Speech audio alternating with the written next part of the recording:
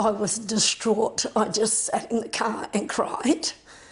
Roberta's fifth child, Giuseppe, was born 3.5 years ago.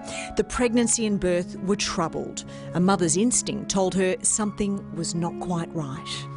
Your mum had died. My niece had died. Your niece had died. Carl had died. Carl's mum had died.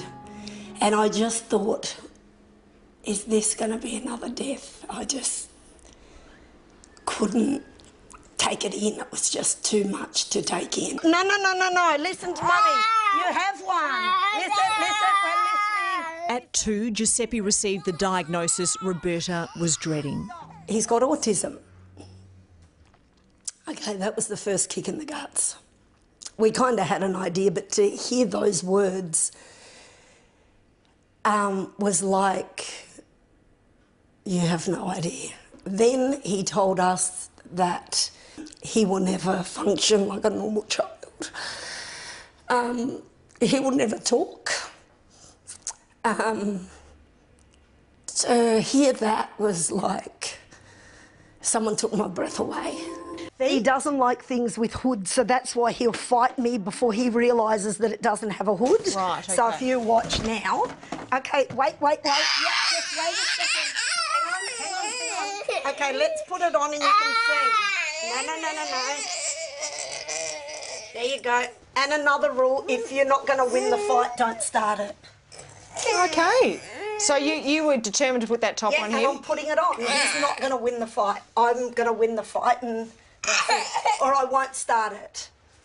Okay, that's a really tough lesson. Yeah. No. Leave it on because you're cold. Because I've consistently been firm, we all have, he then knows that, okay, I'll have a little tantrum, but I'm not going to get anywhere, so I'll stop. I'll stop. And I can honestly tell you, in all honesty, that with my other children, I would have probably said, okay, don't worry about it. But with Seb, I can't do that. I need to be consistent. Consistent and persistent. He used to stim all day. He'd jump up and down and flap his arms in front of the TV. I don't smack my children, I never have. I don't believe in smacking.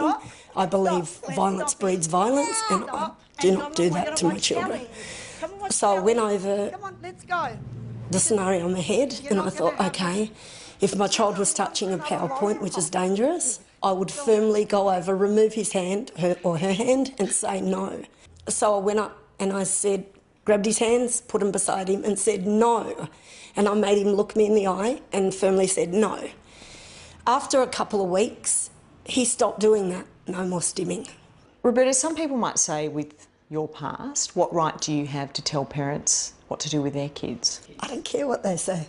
I'm not telling them what to do. I'm telling them that it works for my son.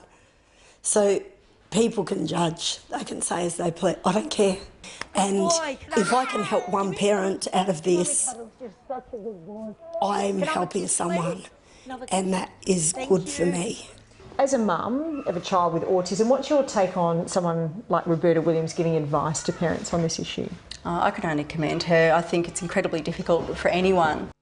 Nicole Antonopoulos' 4.5-year-old son Greg has autism. She says every child is different. I think once we got past the diagnosis and learnt to understand Greg, and we got a great team around us, it's really made such a big difference. There will always be somebody that says, try this, it worked for my child, and it may have worked for that child, but we really want parents to avoid spending lots of money or spending lots of time and more angst going for therapies that perhaps are less proven or less reliable. My little navigator is the best, cutest, funniest, happiest little dude you could ever come across, and I wouldn't change him for the world.